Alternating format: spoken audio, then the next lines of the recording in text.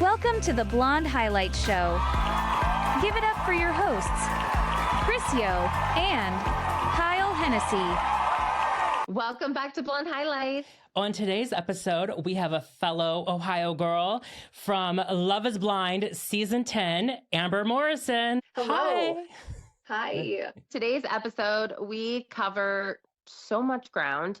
We are talking all things casting process, her experience on the show, and then we are doing a deep dive into her and Jordan's relationship in their, I think it was 4-month marriage, and what everything is looking like now. So buckle up. This is going to be a good one. So how are you today? What's going on?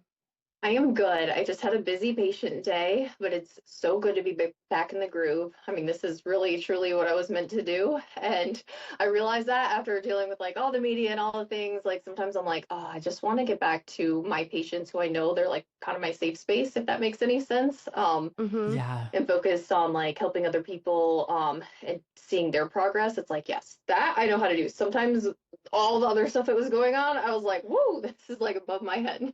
Yeah. I'm sure that's such an adjustment. And I love the hair change. You've definitely gone Thank darker you. since the reunion. Yeah, I'm going to continue to go darker as well. It's kind of in that transition. We're like, how do we get all this blonde out? Yeah. Just I it's love gonna it. take It a looks little so bit. cute. Thank you. Yeah, I do like it. It's kind of like that in between a little bit. I love that color. Yes, and hopefully be more on that red side again soon. You can kind of see those are pictures I have of like my daughter and I prior to me ever going on this like little blonde spurge. Yeah. Oh my God, I love the red. Okay. I know, I don't know why I changed it. I was like, oh, new me, and then it was not a good me. Okay, I did love the blonde. It's blonde highlights. We love our blondes. But the red on you is stunning. It's Like so that much is your better. color. It's gorgeous. Yes, I should have stuck to my guns, but it is what it is. Yeah. It's good to switch it up sometimes. You have to have your Absolutely. blonde fun, you know? Everyone needs to be Absolutely. blonde. And I feel like when you start going blonde, you almost like get addicted to it. So I was like, yeah, just a few more highlights. And then all of a sudden I was like, oh, I'm really blonde. No, it Yes. fully is an addiction. You start, and then before you know, you're like, how did we get here? How did we get here? So, being on the show, can you talk to us a little bit about your casting process? We love asking all the girls this because it seems like everybody has a different process, which is weird because you're all going on the same show. So, what was yours like? Yeah, so they had reached out to me on Instagram and sent a message. And at that time, I had been single for a while, and I had never actually watched the show. And I was like, sure, whatever, I'll put my application in. That sounds fun. Didn't really hear anything back for about a month, and then I had a phone interview and did that, and they just kind of talked to me about the show a little bit more. Still had not watched it at that time. I forgot I even applied, honestly. Yeah. But she's like, yeah, this is this this show, the blah blah. It was kind of getting deeper into it. It sounded interesting, but I was like, well, I do have a child, and how does that work? And she was like, we have multiple parents come on the show, like really kind of made it sound like a safe space for that. And I was like, yeah, kind of weird to like maybe meet somebody you're going to marry in a month, but you know what? Nothing I'm doing right now is working. Yeah. So, maybe this is a different thing. I still didn't think much of it, like didn't hear for another like 1 or 2 months. And then I had a video interview, and that went pretty well. And they were explaining a little bit more of it, like what I was looking for basically. Didn't hear anything back for a while on there. And then they did like, the psych evaluation, and all of a sudden, it was probably around January when they were like, you might get cast into this. So I was like, oh my goodness, I'm gonna have to tell work I'm gonna get like 2 weeks off here soon, and talk it over with Matt, who's the father of my child, to see if, that would be an acceptable thing. I'd never been away from Emma that long my entire life. And I was like, man, I don't know if I can do this because I've never been away from her. But then at the same time, I was like, you know what I'm doing right now with dating kind of sucks. Like I was only seeing somebody on like a Saturday evening because I have Emma throughout the week. Plus I'm at work super late and then on Fridays. So it'd be like a Saturday. I would get to know them, and then we wouldn't see each other again until the next Saturday for like, a couple hours. And I'm not a huge texting person. I'm way too busy at work, so I'm not gonna be like, "What's your favorite color?" How are you today? I'm like, I'm fucking stressed. Yeah. Yeah. Like, you don't want to hear about. So, Yeah. I wasn't really getting to know people on like that deeper level very quickly. So I was like, you know what, this could be an opportunity to do that. And about 2 weeks before the show started, I got a call from the producer and they're like, "Okay, you're on." I was like, "Okay." You're so lucky you got 2 weeks because a lot of people have like a few days. I know, it's crazy. Well, I kind of told them, I was like, I have my schedule blocked off right now and I have patients trying to get in to see me. So if I'm not it, then please just tell me. I want to get, people scheduled in. So they were like, "Okay, we'll give you a little bit of extra time," which 2 weeks is still not quite a lot, but That's not a lot, especially when you're a mom. You're like, that's a lot of preparing and emotional preparation for your daughter and everything. Like 2 weeks isn't a long time to be prepared. Like, yeah, not at all. no. So what was it like on the show? Like, what was your pod experience like behind the scenes? Like, was there anything happening that we as viewers didn't get to see that we would find interesting or juicy? So pod experience it was definitely interesting. It was a lot for me at first because on the first day you meet 16 people, you go on these speed dates, and I quickly realized when I got there I was the only single parent, and I was kind of under the impression that the single parent stuff happens a lot, it's very common, and then I was like, "Oh, no one has a kid." And Yeah. I'm walking into like literally the first day was actually, I don't know, it was not great for me because it felt like I was walking into every room and I was forefront with everybody, like, yes, I have a 7-year-old daughter, and I could feel like the vibe shift in a lot of those conversations. And I'm like, what am I even doing here? I don't know. Yeah. So that was like, all the other girls were like super excited. They're like, "This went well, this went well." I definitely had a few that were like, "No, totally fine. That's not off the table."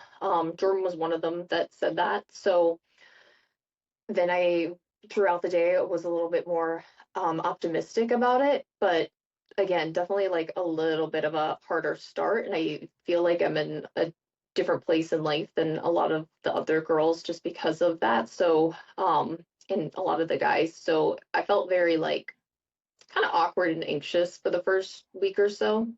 Mhm. And then it definitely got better as, we moved along through the pods and everything. Yeah. And especially, I guess, because Jordan was like very accepting. Even though he did say he wouldn't want to date someone with kids, he was very accepting. So I'm sure that kind of helped you ease into things too once you guys started connecting like that. Yeah, absolutely. Yeah. And what He told me the first day, he's like, "Well, that's not off the table for me." Yeah. Yeah. And like even just Jordan aside too, like what is your thoughts kind of like on this pod dating without seeing each other when it's like completely blind like that and you're just like in a room talking to people? That's actually a pretty incredible experience that I have learned a lot from, because I think it really takes away from this, when you're on dates with people out in the public and randomly, you focus a lot on their appearance, you focus on where they take you, maybe what car they pick you up in. There's so many factors to that. So whether or not they have a shitty personality, you don't always, so you have so many things masking that you don't really know, you're like, Blinders "Oh, are do I on. really Yeah. connect with this person, or do I just think they're cute?" Yeah. So you could definitely weed through that. I could tell who I wasn't going to click with or who wasn't a vibe right off the bat within like the first 15 minutes of talking. And then, throughout that, you really get to know somebody just for the personality. They can't flex on you. They can't buy you a dinner. Yeah. So you and Jordan make it to the altar. You guys both are like ready for it. You get married, which it is an actual legal binding marriage, right? Like I've always wanted to ask that. So it's like a legal marriage, and then you guys are married for 4 months. Now, can you walk us through what like that 4 months would have looked like? Like I know we Absolutely. heard a little bit on the reunion, but I really was taken aback by what Jordan had to say about it during the reunion. mm, Which is why I really didn't say much of anything at all, because I was kind of blindsided. for a few different reasons. Okay. And I kind of, and so not really sure where to start. I guess I'll just like walk you through, the relationship. Yeah. So we get married. He actually tells me on my wedding day, like he was holding my hand and he said he had talked to his sister and he realized that he needed to come to Mount Vernon for a couple months and, that it wasn't fair to uproot Emma's schooling. And I was like, we don't have to stay there forever, that's fine. Yeah. That wasn't on camera anywhere. And the fact that, I don't know, he keeps telling random people that we didn't decide to live on a place. We did that day. Yeah. Oh, wow. So that's very frustrating for me. Yes. That's getting, and it just, certain things started to kind of add up with this because obviously we watched the show in real time, just like everybody else. Yeah. Yeah. So there's a moment at the mixer where, I get upset with him. Very edited moment. That wasn't actually what I got mad about. I think people have heard this, across the block that I was actually upset with him because I overheard him telling Vic that he didn't think they would have us go through it because I had a kid. Yeah. So yes. it was not that conversation. That was, no. I wouldn't have gotten that mad over Jordan saying, I mean, I can be a hothead sometimes, but I'm not that. Well, it was interesting because when I was watching it, I went back to, like, I rewinded it because I was like, did I miss something? And then I honestly thought, I was like, they must have edited this because it wasn't something, like the comments that he was saying wasn't something that I don't think anyone would get extremely mad about like that. And then the things that you were saying in your, not arguments, but your conversation with him after weren't lining up to the conversation that he was having at the bar. So I picked up on that. I'm like, they've edited this somewhere along the lines. Yeah, very much so. And I think it's frustrating to me a little bit too, because, in the, what do you call it, at previews for that episode, they show him like tearing his mic off and, saying things, and that didn't get shown. Oh, so like that whole side of him, like, is there ever get shown? Oh, okay. Yeah. So,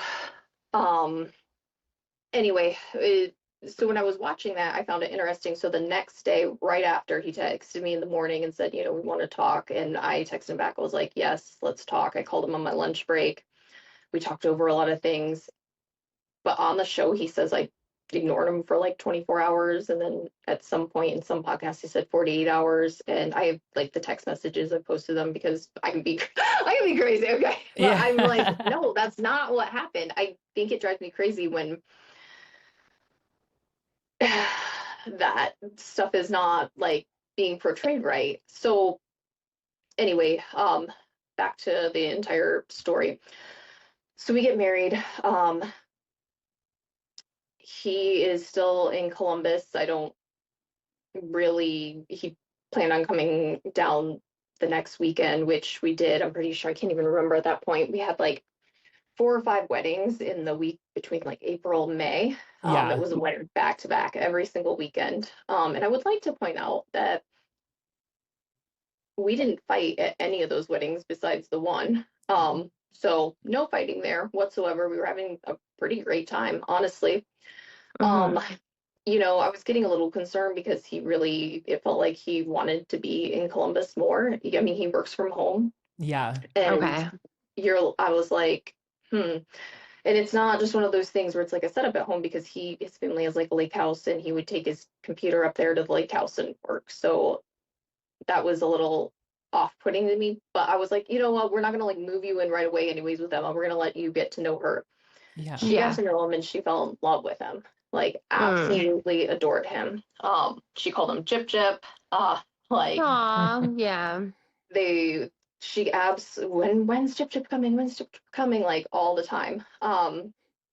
So we get to that final like 5th weekend of that wedding. I don't know if anyone wants to rehear this story with me because I've told it on a few different podcasts, but I was running late because of my car, which, I texted him that issue. He was kind of already drinking at that point. And when I did drink, it was like 10 p.m. by the time I got like too lit and I was tired. I had worked all week. We had been to like so many social events and somebody handed me liquor. I never drink liquor. I drank it and it hit me. But again, it wasn't 30 minutes within the wedding. That's why when he said that on the reunion, I was just very like, I was taken aback. And it was like humiliating because everybody in the crowd was gasping, you know? Yeah, I did. I feel like he was kind of setting you up there a little bit for the humiliation because I feel like, yeah, it was very much, it felt exaggerated because even for him to say that you missed the whole, you missed the whole ceremony and then 30 minutes, it's like, how much were you drinking in that 30 minutes? You know what I mean? Like, no, I had dinner. I met with all of his friends. It was literally 10 p.m. And I think he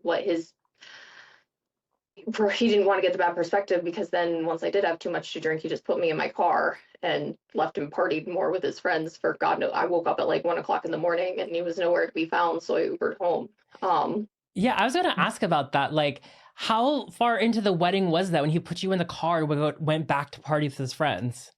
Because I thought like that 10 or 11 people were cleaning up.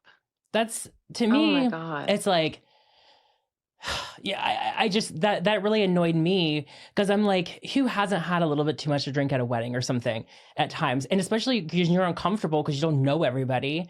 But like you leave with your partner, you know, especially if it's been hours into it, you're like, okay, well, it's time to go home. Yeah. Mm-hmm. So and then what was his excuse? Because he was the best man? Yeah, but it was really past that. Yeah. No.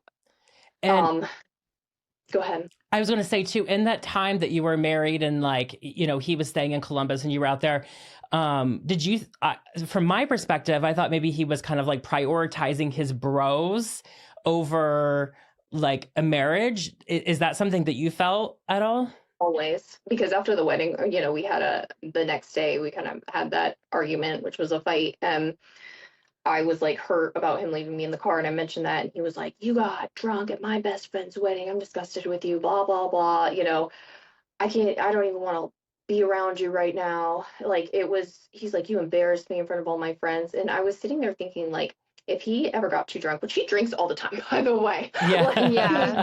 Heavily. So I'm like, for you. He gives that vibe. He does give that vibe. And there was things that, like, when you guys were talking about locations, he's like, oh, yeah, there's bars there or whatever. I was like, red flag. But anyway, sorry, keep going. Yeah, no, 100%. So, you know, he was like basically crucifying me over this, that I embarrassed him in front of his friends. And I was like, if you were around my friends and you got too drunk, I wouldn't care. Like, you can't embarrass me in front of my friends because my friends are like very solid and we would probably joke about it. And that way, you know, I don't hold like a status quo with them or anything like that. They know me for who I am. And they've seen me in embarrassing moments, far more embarrassing than that in the past. Like they would never put judgment on that or look at me as like a lesser person. So I really think that like the opinions of his friends and, you know, other men matter to him clearly mattered more than what he thought about me for sure. But, you know, we got through that. And, I was also going through like some hormonal changes at that time too. And I mentioned that to him. I was like, I think my hormones are out of whack. I think my cortisol's out of whack. I'm sorry. You know, if I did bust out, I didn't mean anything by it. So we get through it. And, you know, the weekend after, I'm pretty sure it was like at a bachelor party or something. And then we went to New Orleans to see his friends. And that was great. We didn't fight once, you know, of note. I've got videos of how drunk he got. I ain't get mad at him. Like, I was like, you're with your friends, you know, we're down here doing fun stuff, but we didn't have one fight that weekend. We then went, I can't remember if it was the next weekend or not.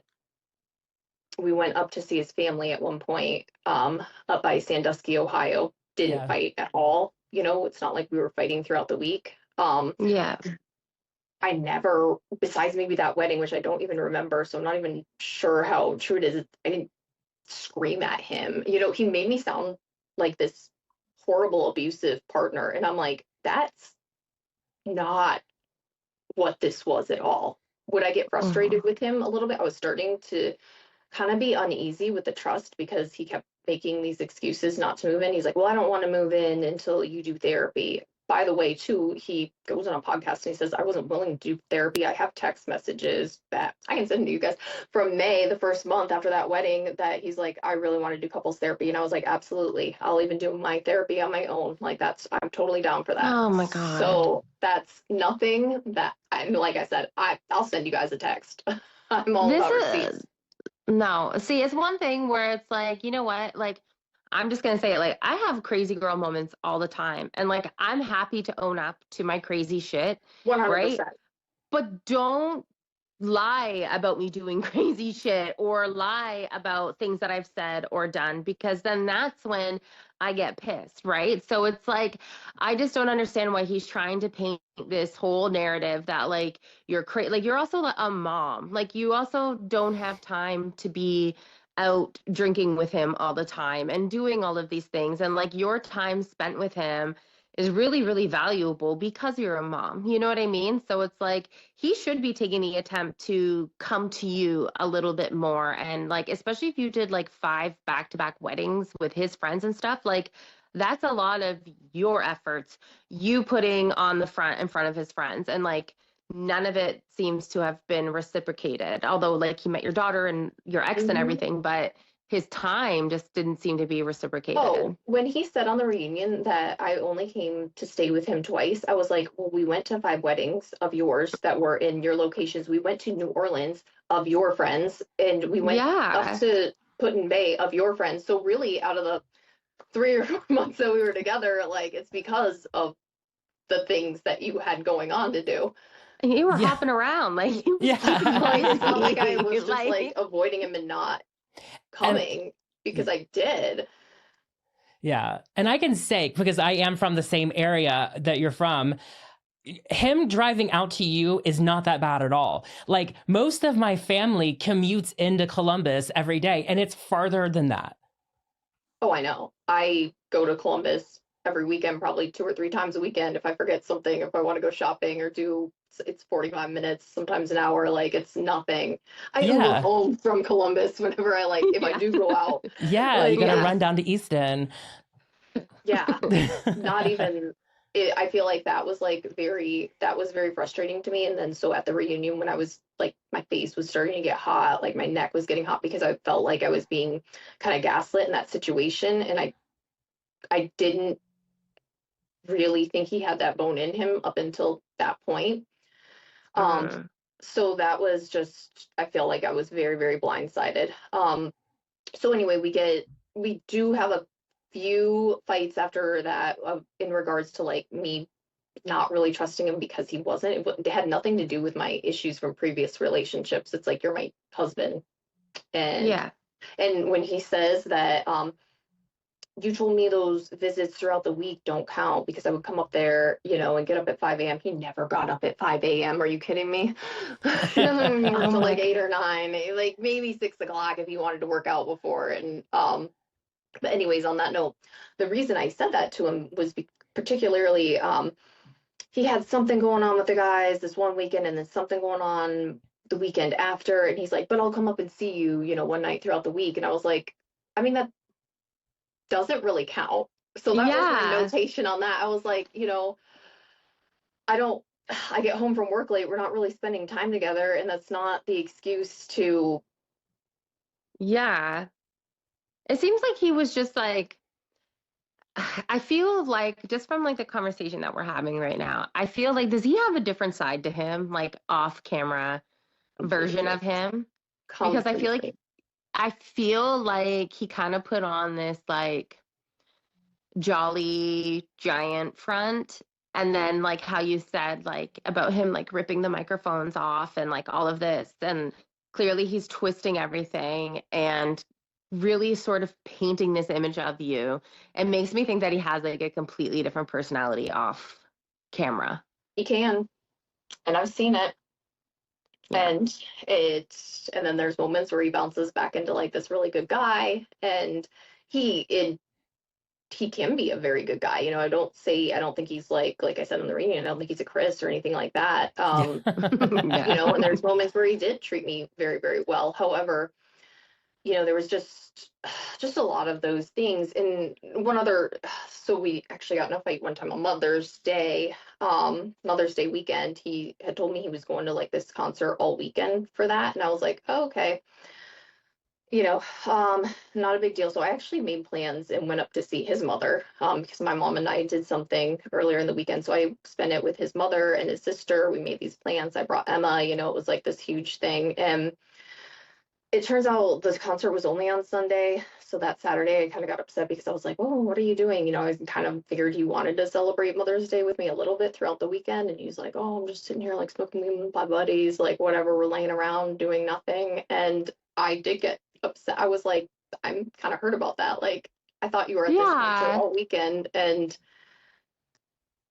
again, you're putting forth the effort to spend time with his mom, his sister, like bringing your daughter to have a really nice time, and he's like just gonna get high, like just smoke. Oh, this guy, he is bro. He's giving frat.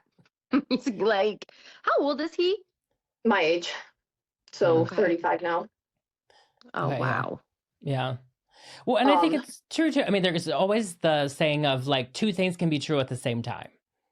Do you know what I mean? Like typically, like he can be a good guy, but also do not so great guy things sometimes. Exactly. And I think that's where I'm at with it. Like, it's not like I'm trying to completely bash him and say like, oh, he's this terrible person, blah, blah, blah, because I don't think so. But I think he'll hide his tracks when he wants to. And I don't think he likes looking bad. And I think that was like very unfair to really throw me under the bus like that. Like, yes, did I walk off and storm out? Of course, because I was like, my head was about to explode. And I was getting like almost like hyperventilating at that point, where I just was like trying to hold back like all these tears, and I just had to leave in that moment. Like, I couldn't take it anymore. Yeah. And obviously it'll look bad on my part, but it is what it is. But no, you know what? I didn't even think it looked bad. I'm not even just saying that. I honestly was like, this guy has pushed her. That's what it looked like to me. Like, he was like, because at the same time, like, you are in front of this huge crowd, which he himself said he was nervous in front of. And it just felt like he was very much coming down on you with like certain facts that like the wedding didn't need to be discussed. He didn't need it. It was very out of pocket. And then it just kind of felt like he was trying to paint an image of you. Yeah, it's like, I didn't bring up you just sitting around smoking with your buddies or the other 8,000 things that I know of that I'm not going to say, because I'm not that type of person. Like, he's got a lot of dirty laundry as well. And for him to just throw that at me, I was like, I would never embarrass you like that in front of on national TV, like, ever. I mean, it turned into this whole thing of like me being an alcoholic and an alcoholic mom. Like, it was like I had people messaging me threatening to call like CPS. I have my job at stake because I am a primary care provider, and no one wants somebody like that as their primary care provider. However, all my patients that have seen it, they're like, we know that's not you. I actually had someone give me a hug today. And they're like, that is not, anything like that. So yeah, those were very frustrating issues. So going forward, so we're in the relationship, we had a few hiccups like that, but it wasn't anything super major besides the fact that I started to feel him pull away more and more throughout the relationship. And I really couldn't figure out why. Like, I wasn't even bringing up him going out with his friends and, not really spending time anymore. I just got kind of to that place. And I wasn't perfect either. Like, life was really, really stressful. Coming back into my workspace, I mean, I was overloaded after being gone for 3 weeks. I still had all my patients. They were like slamming me. I was working until midnight almost every single night. Trying to get everything done. So I did show up late to some things. I think I missed, he was doing some type of like seafood broil on like a Saturday at 2 p.m. in Columbus, and I was trying to make it, but I just couldn't because I had too much stuff I was catching up on. And then Matt was like late picking Emma up, and that turned into a whole thing. He's like, I can't believe you missed that, blah, blah. I was like, oh my God, like, step a day oh in my my God. shoes. Yes. So there was just a lot of like, I wasn't perfect. I wasn't on time to a lot of things. I was probably stressful to kind of be around for a little bit. And I told him that I was like, I need to like everything to calm down with work and everything that I'm dealing with. I know I'm not like the most fun person or charismatic, just give me a little bit to like calm everything down. Yeah. But it just And kind of that's real turned. life. That's real Yeah, life though. Like that's the reality of it. You know what I mean? Like you were gone for so long, you're gonna come back. You're readjusting to being full time with Emma again, working all these hours. Like it's a little bit, what's the word I'm looking for? Realistic for him to have such like time expectations of you like this. absolutely. Um, and like I said, I could be better. I definitely could be better about it, and I need to get better about that. Just kind of like de-stressing and managing things a little bit different so that I'm not, showing up late, disappointing people, doing all those things. I think it's just something that people don't understand the perspective of. Also, when you're like running a home by yourself and like all Mm-hmm. those things that you have to take care of. Mm-hmm. So, him and I got to, when was it? It was last weekend of July, I believe, where he again invited me up. It was like a friend's dinner that he was having, or he made plans. He was like, yeah, I made these dinner reservations, for like 8 p.m. Let's do that. And this was my bad. I will call all myself out on this one. Started to have a lot going on at that time. My electric in my house kept going off, so it was like really crazy actually. I didn't know what was going on, but every like 10 minutes the breaker was like going out. You're like, am And I being haunted? Like I can't. Yeah. yes, so it was a huge, huge issue, and I had started to make him. He had shown me this picture of a cheesecake that he wanted like the day before, so I wanted to surprise him with it and make it for him. And he was like, "Oh, I love raspberries, but I don't like the seeds." So I got a strainer and was like straining all the seeds out of this raspberry stuff to put it in. And then when I started to bake it, I didn't even really think about the fact that my power kept going out. So it ended up taking like 3 hours to bake. I kept running downstairs and putting like the breaker on. And then I was trying to get ready and it kept like the lights kept going out in the bathroom. So I was trying to like shower in the dark, trying to get everything in. So it ended up being like 8 p.m. when I left. And I was like, I am so sorry. This was just a really bad day, honestly. Yeah. I'm very sorry. So I still drove all the way down to Columbus. And when I got down there, he was just like, everything's over, like blah blah. You can't even show up for this, which I felt terrible about. I'm not gonna lie. That was on me. Um, like Your I don't house even is want to literally sleep. flickering though. Like what are you to do? Like you're trying. I don't get it. Yeah, I was like, I've just had a really, really, really bad day. It was really Yeah. stressful. And so I was all the way down in Columbus, and he's like, "Oh, I don't even want to see you." And I was like, "What?" I was like, and I told him I had like a surprise for him, which was a cheesecake in the back, and he's like, "Nope, nope, nope. I don't want to. I'm just sticking by you." Oh my Basically, God. Oh. he made something along the comment like his friend said, "At least my wife always shows up for things," and I was like, "Does he live with his wife?" Like Hmm. I don't, yeah. There it goes with the Yeah. bros again. Yeah. So I started like at this point I was like about to have a mental break. I was like bawling hysterically on the phone. I was like, this cheesecake I made, like I was just like, please let's talk about it. I had to go into like this random hotel and just sit there for a minute because I was like, I don't really even feel safe driving. And because I'm like just upset and I keep crying. And he's like, are you telling me that, you're trying to kill yourself or something like that? I was like, no, like that's not the angle I'm going at. And so I drove all the way Ah, home and I was like super upset. I sent him this like long apology text message the next day of just taking accountability for everything. I had called my friend Crystal on the way back and I was like, I really just want to block his number right now. I was like, I need to be the not toxic version of myself. She's like, no, you're married, and talk me through it. And I was like, you're right. I'm just going to own up to like everything that's been going on that I've made, problematic in this relationship. So I sent, him a long text. He said, okay, we can talk about it. And then when we did, he was just like, not, he's like, I'm just pretty much over everything. He was playing video games the whole time we were trying to have this conversation. I was like, I can call you back if you're busy. And so I was like, why don't we do this? Why don't I give you like 2 weeks off? I won't contact you. You can clear your head, and then we can re-talk about everything. Like, just I'll give you your space because that's what it sounds like you need. So I did, and he came up like that Tuesday and just had all my stuff, and he's like, this isn't working out. Oh my God. So I was like, what do you mean this isn't working out? I was like, we're married. This is our marriage, yeah. So I was like bawling, hysterically through this, which again makes me mad because I saw on a podcast, somebody asked him like how the conversation about our divorce went. He was like, not great, obviously. Like he kind of insinuated that I was like probably screaming my head off or something.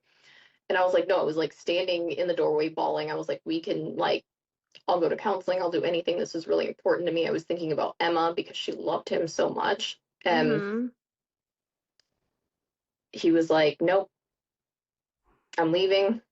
And then, so we really didn't talk I saw him randomly at like a mixer non-film that we did. And he came up and just kind of gave me a hug. I thought we were like on good terms. So I was like, okay, kind of weird, but whatever. He didn't text or call or anything like that. And so when I saw him at the reunion and he was so like harsh and brash, I was like, that's very, very interesting. Yeah. Well, because he probably knows he looks bad, especially because you have Emma. Like, and it seems like this whole relationship, like I'm in my 30s, like we're all in our 30s here, and like we all see our friends, right? But like it seems like this whole time was very friend forward, like everything with your friends, like that's unheard of for me. Like I see my friends like once every couple months, not like that. You know what I mean? Like the seafood boils, the like, it's like when is he going to prioritize you and maybe start making the effort to come to you on these times where he can socialize and come to you and maybe take some of the stress and load off of you having to go around his weird, crazy friendship schedule. That's not. Absolutely. No. I mean, No, when I thought of in a fair. marriage, I thought it was going to be like us coming home from work, maybe cooking dinner together. We both love to cook, kind of unwinding and unloading like off our day. Yeah. And just was not, it seemed like he just wanted to bring me around to social events and that was it. And then, I have speculation. I know he says he's been like, and I don't know how true this is. Of course, it's always heard it through the grapevine that he got this new girlfriend in November and whatnot. But, I've had multiple people tell me that it's hearsay. I'm not looking into it anymore because at this point, I don't care. But multiple people have told me, no, they started talking when you guys were together, like in the summertime. Again, I don't know if they're trying to start stuff. It would make sense because things were a little bit sketchy. And men just usually typically don't leave if they don't have anybody else on the side. Yeah. No. And so I'm not going to accuse him of it. I don't care anymore. It is what it is. And I'm sure he's hoping that his clout from being on the show is going to put him in front of other girls or something. Yeah. And honestly, it's kind of what it seemed like. He mentioned oh, I haven't had attention like that ever, blah blah. I was like, well, do you think it's going to be concerning after, because that's something I was a little bit concerned with anyways. But again, I don't know, I wish them the best. They can do run off into the sunset at a seafood boil, I have no outward anger left about the relationship. Still kind of working through the anger I have about really the gaslighting. So after the reunion, I didn't even actually get to that. I don't even think I've told anybody this besides my friends. I don't think I've said it on a podcast. So after the reunion, everybody went out and I was back in my room bawling until midnight, basically, because I was like, this is humility. And my friend Jamie was like, why don't we just go out and see people, say hi to your friends to make it feel better. So it was probably midnight when we did decide to go out, and it's in Atlanta, so bars are open a little bit later. But we don't drink on the reunion episode. I hadn't had anything to drink, going up into that. So I'm like pretty stone sober, and it's probably 12:30 by the time we get to this place, and it's like jam-packed full of different people. I don't even really see or run into him and probably until probably like 2 o'clock in the morning. At that point I had maybe like 2 drinks. I was like, I'm ready to go home. And Yeah. I could tell he was like lit.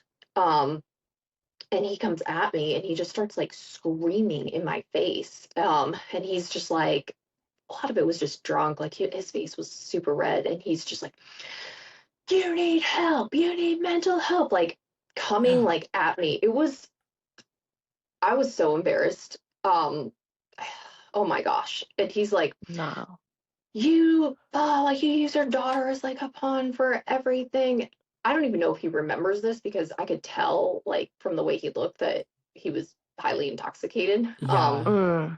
So the next day I was like just so emotional about everything. So I did text him this long text. I was like, I don't really think I deserve the treatment that I had at the reunion, and I definitely didn't deserve the treatment that you gave me at the bar. Going on, I was like, that was really hurtful. The things you said were really hurtful. I would never do that to anybody, blah, blah, blah. And the only message she sent back was, let's just get this divorce done and over with. And I was like, Oh my God. so yeah, screenshot those to you too. Yeah. But then I went off. I was like, well, it's not that easy. We're gonna be having interviews, potential to make money, do other things after this, and like, we're gonna be in each other's business a little bit. Yeah. And he was like, well, I was gonna play it cool until you started going at me, and then I said, fuck it. And like, that was his response to all that. And I was like, whatever. Basically, that he wanted to have a shoot down. Oh my Oh God. my God. And I was just like, so whatever, didn't really talk to him except for about, the divorce paperwork. He's like, why aren't you signing it yet? And I was like, there's a lot of things I'm looking into as far as like the assets thing. I'm having a hard time like trusting you right now. So I'm just like double checking everything with the lawyer just to make sure everything's on point. And I guess he like posted a picture of him and his girl, like he blocked me on Instagram, all this. I'm like, I'm not stalking you, bro. Like, I don't care. Keep eating pizza and burgers. And apparently he like posted pictures of his new girlfriend like on my birthday, which I didn't realize. It is what it is. I don't really care. And he messaged me and he's like, oh, I'm really sorry about that. That wasn't malicious, blah, blah, blah. And that's the first thing I've heard from him. And I didn't message him back, but I just wanted to be like, you're sorry about that. You're sorry about that. I don't give a shit about that. Like, the fact that you're not sorry for literally painting me out to be this like alcoholic, toxic, raging person when I have a daughter and a career, and like, again, people in my DMs like trying to call CPS, and like that was very, very detrimental. And I treat people for alcoholism actually in my clinic. I help with that. I help coordinate everything. I've been in addiction medicine for a little while. It's not my primary thing, but I do help people get to the right places, and I'll put them on different treatment regimens for sure. And it's something we talk about. And it was like maybe like 2 weeks into it, I'm talking to somebody about they're alcoholic, and I'm like, okay, this is what we're gonna do, blah blah. And I'm like thinking in my head, I'm like, this looks so stupid if they go online and see all these headlines about stop. Like no, and like that all was these dirty. comments about like, you alcoholic, toxic, blah blah. And I was just like, that is such a like terrible allegation to make. And the fact that, and maybe he didn't outright say that necessarily, but he never denied it. No, and if there's one thing, like people can tell me, they can ask me something like that about Jordan, and if it's not true, I will tell them like, no, that's not true. He does not, do that. I have no shame. I'm pretty honest about everything. And if I look bad in a situation, I can call myself out too. Not a problem. So that's I don't have my own issues for sure to work on. However, like, I don't know, that is still the thing that's a little bit frustrating, but I'm letting it go because it is what it is. So that's like all the communication you've had with him since the reunion is like getting the divorce done. Yeah. I kind of thought it was a little bit of like a cop out when you did call him out though about not saying goodbye to Emma. And he was like, well, I've never done this before. I don't It know was how. like, It's like he could have asked you and said, hey, how do we navigate Emma? What do you think is the best course for this? Instead of just not saying anything, because that's kind of what I just find that really disappointing. Like I'm a step parent and like I could never like I have the boys full time. Like I could never imagine doing that to them. But I just feel like when you enter a child's life like that, like you're taking on this role of you're not replacing the parent, obviously, the other parent, but like you're becoming a role model to them. And to just dip out like that and then just be like, oh, I didn't know how, that right there just shows like his true colors to me and like where his priorities were laying the whole time.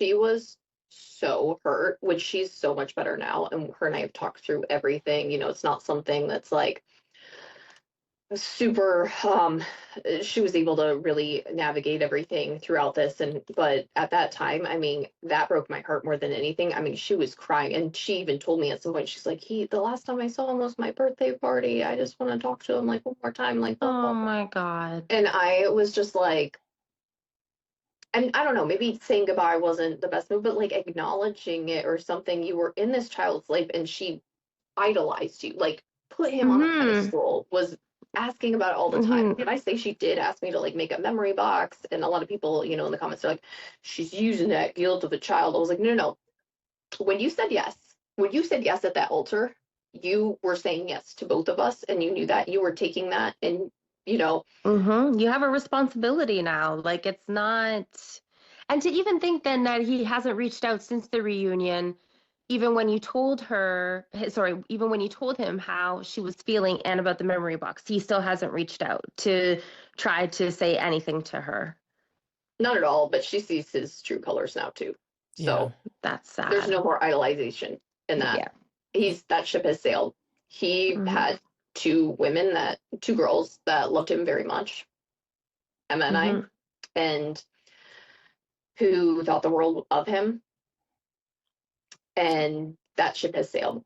Yeah. Mm-hmm. So that's fine, and I've heard him talk on podcasts like, I do want to have a kid, maybe not raise somebody else's kid. And it's like, Emma did show me that, blah, blah, blah. It's like, well, it's not like if you do have a kid, they're going to be exactly like how Emma was necessarily.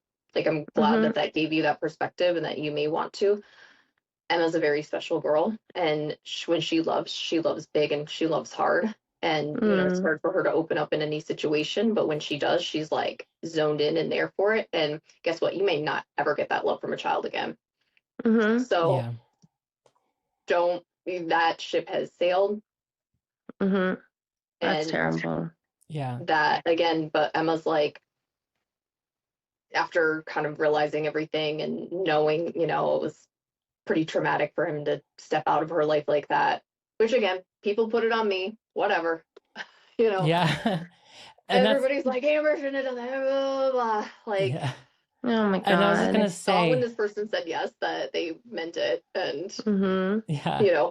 that they really were going to like step up and be a part of her lives. I wasn't asking for him to be a stepdad. She's got an amazing dad, but Mm-hmm. just having that like family figure and having him around, and A positive addition. Mm-hmm. Yeah. absolutely.